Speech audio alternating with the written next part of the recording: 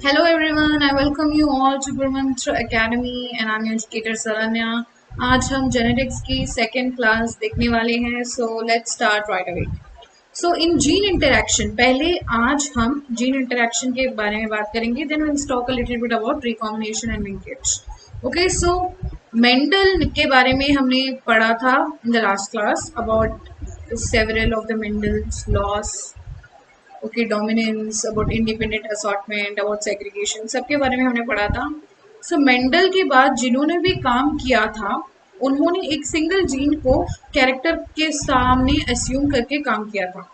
But later उन्हें ये पता चला कि ऑर्गेनिजम्स जो हैं दे आर गवर्न्ड बाय जो उनकी एक पर्टिकुलर कैरेक्टर है, that is not like one gene one trait. ये पहले था. ओके, वन जीन, एक जीन एक कैरेक्टर के लिए रिस्पॉन्सिबल होता है. It was the notion long time ago, but अभी पता चला कि दैट्स नॉट ट्रू.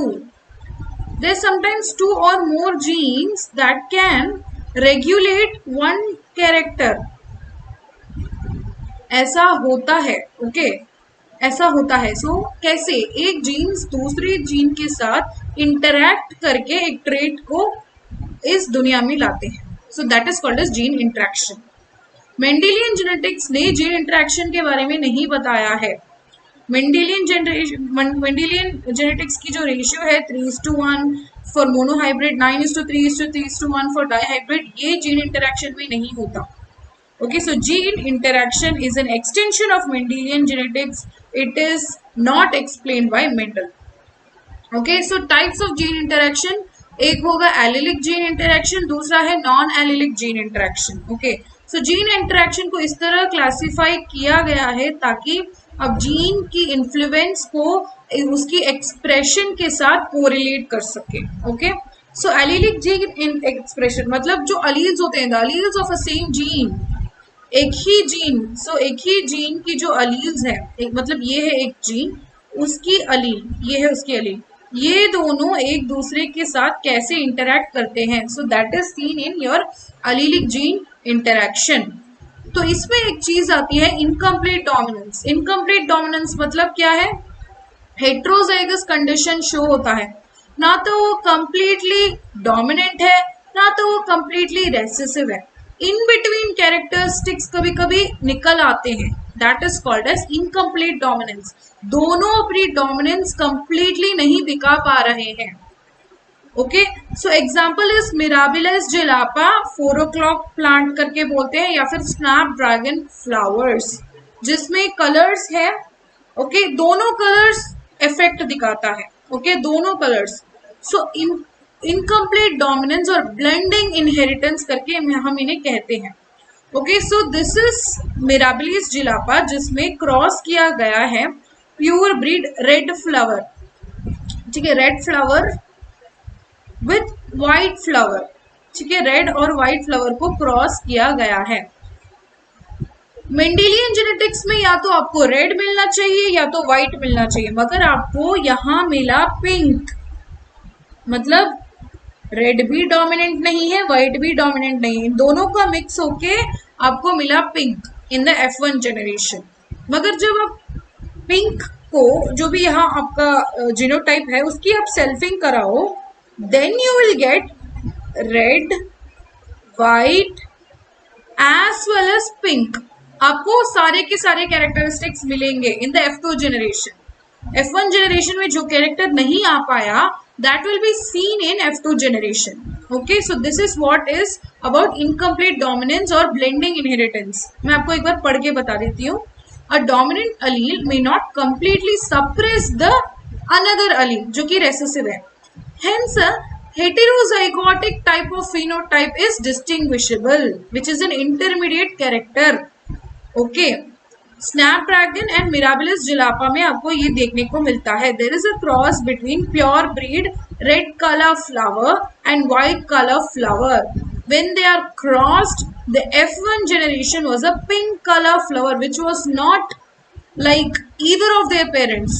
ना तो वो रेड कलर पेरेंट की तरह था या फिर व्हाइट कलर पेरेंट की तरह था. It was like a deviation. It was like an intermediate. दोनों की कैरेक्टरिस्टिक ब्लेंड होके आ गई. फिर जब आपने F1 को सेल्फ फर्टिलाइजेशन किया in the F2 generation you get all the characteristics red pink white, सारे के सारे कैरेक्टरिस्टिक्स आपको मिले. So that is what is given here in detail. So red colour flower is homozygous dominant and white colour flower is recessive. Okay,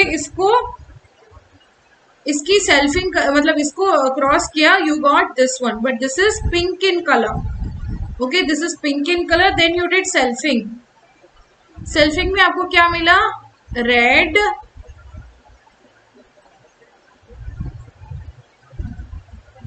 so this is capital red, this is white, but this is pink.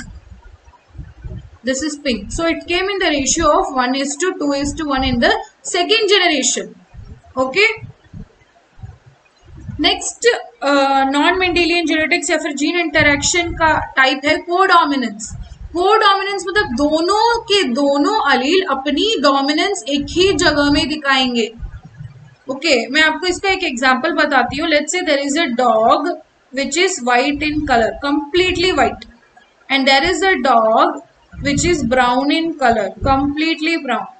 इनका जो बच्चा होगा that will be white coat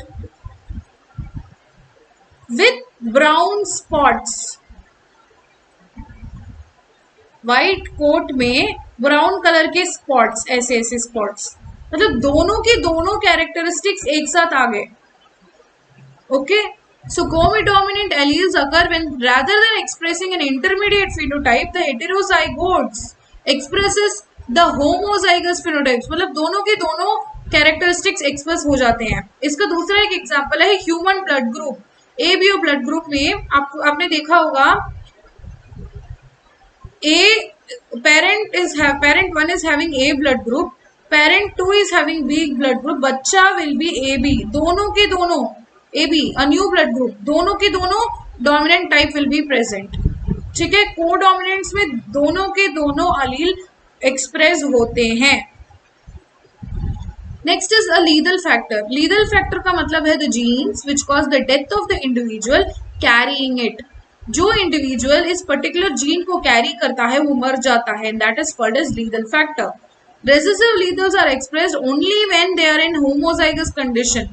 okay, जब मैं आपको recessive लीथल्स की बात बताती हूँ, जरूरी नहीं है कि एक पॉपुलेशन में लोग रेसेसिव में ही मिले.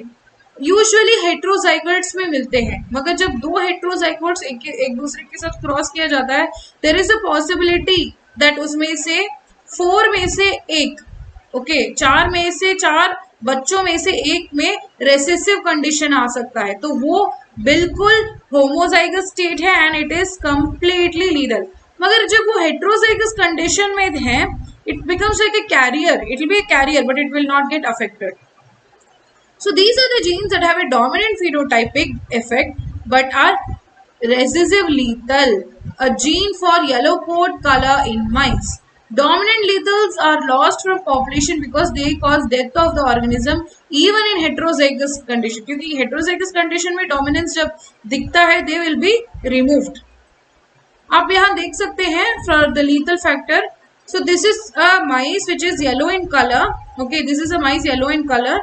इसमें this is heterozygous in condition. ठीक है, नाउ इन दोनों माइसेस, ओके, ये हेट्रोजाइगस है, ये भी हेट्रोजाइगस है, इन दोनों के बीच में क्रॉसिंग करा दी गई.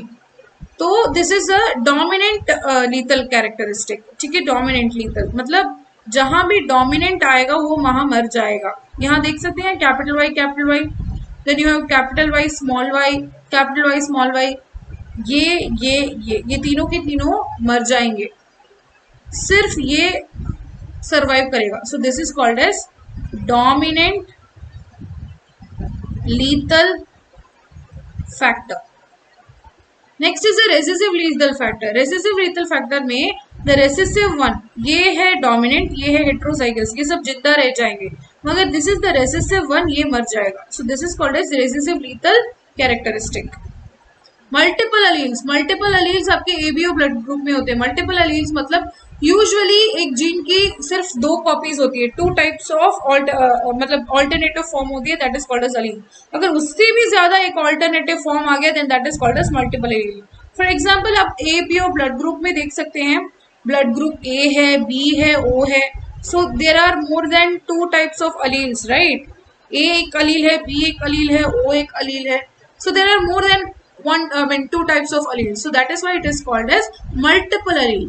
A gene for a particular characteristic may have more than 2 allelomorphs or alleles occupying the same locus on the chromosome in a diploid organism. Then that is called as multiple alleles. Human ABO blood group में आपको मिलेगा IA, IB and IO. ये तीनों के 3 types आपके 3 different blood groups को represent करते हैं, and that is why it is called as multiple alleles. For A blood group आपको दोनों पेरेंट शुड बी ए, या फिर एक पेरेंट ए एंड एक parent O will be okay. Okay, क्योंकि O is a recessive character. B के लिए B भी चलेगा या फिर बी ओ भी चलेगा. ए बी के लिए स्ट्रिक्टली एक पेरेंट ए होना चाहिए, दूसरा पेरेंट बी होना ही चाहिए. ओ के लिए दोनों के दोनों ओ, क्योंकि that is a recessive characteristic. So this is how your ABO blood group system works. Next is complementary gene action. Complementary gene action में क्या होता है? See in this type the 2 और more dominant gene in occurring, जो कि independent है, occurring in different loci on the same chromosome. एक ही क्रोमोसोम में मगर डिफरेंट डिफरेंट रीजन्स में प्रेजेंट है. They can interact with each other and they can produce a character, but neither of them produce that character in the absence of each other. मतलब जब ये दोनों के दोनों जीन प्रेजेंट है, वो एक दूसरे के साथ इंटरैक्ट करके एक कैरेक्टर को बनाते हैं, एक ट्रेट को बनाते हैं. अगर इन दोनों में से कोई एक एब्सेंट हो गया या फिर ये एब्सेंट हो गया तो वो ट्रेट नहीं बनेगा. सो बटीसन एंड पनेट, इन्होंने इनहेरिटेंस ऑफ फ्लावर इसके बारे में पढ़ाई की थी इन द पी लैथिरस ओडोरेटस. ठीक है, स्वीट पी कहते हैं हम इन्हें. इसमें C and P are the characteristics that is responsible for the synthesis of the anthocyanin and pigment purple. दोनों genes C and P dominant है, then you will get purple colour flower. अगर इन दोनों में से एक भी रेसेसिव हो गया, then you will not get the colour. So can you see here, capital C capital P हो तभी आपको पर्पल मिलेगा. Capital C small p purple नहीं मिलेगा, स्मॉल c या फिर कैपिटल P नहीं मिलेगा, small c small p again नहीं मिलेगा. So this is called as complementary gene reaction. Okay, so next we are going to learn about this linkage and recombination. Linkage में 2 or more genes are linked with each other and they will always be inherited together. Parents से जब बच्चा generation में आएगा, the both genes are linked, एक दूसरे के साथ जुड़ा हुआ है, एक ही साथ आएगा. Okay, in the same combination for more than 2 generation. Whereas in recombination the genetic material is exchanged between the different organism. Linkage में जीन्स लिंक होके आते हैं, रिकॉम्बिनेशन में जेनेटिक मटेरियल्स के बीच में एक्सचेंजेस होती हैं. इंडिपेंडेंट असॉर्टमेंट में जो एक्सचेंजेस होती है ना, वो सब होता है. The chromosomal theory of inheritance came into existence long after Mendelian genetics. Mendelian genetics में independent assortment के बारे में बताया गया, जहाँ लिंकेज की पॉसिबिलिटी बिल्कुल भी नहीं थी. बट आफ्टर दैट लिंकेज के बारे में पता किया गया था. तो मेंडल के पास इसके बारे में कोई प्रूफ है ही नहीं, तो इसको प्रूव किया था T.H. मॉर्गन ने. He led to the concept of linkage and recombination of genes. So what is linkage? Linkage is responsible for keeping 2 genes together in the form of inheritance. Crossing over में क्या होता है? Responsible for the separation of genes, segregation के लिए responsible होता है. Linkage में the strength of the linkage, मतलब एक जीन, मतलब 2 genes, let's say this is your chromosome and these are 2 genes. ये दोनों एक दूसरे से थोड़ी डिस्टेंस ज्यादा है, डिस्टेंस ज्यादा है तो रिकॉम्बिनेशन होगा. ओके, डिस्टेंस ज्यादा है, डिस्टेंस मोर. सो डिस्टेंस मोर मतलब linkage is less, linkage linked नहीं है, लिंकेज इज लेस.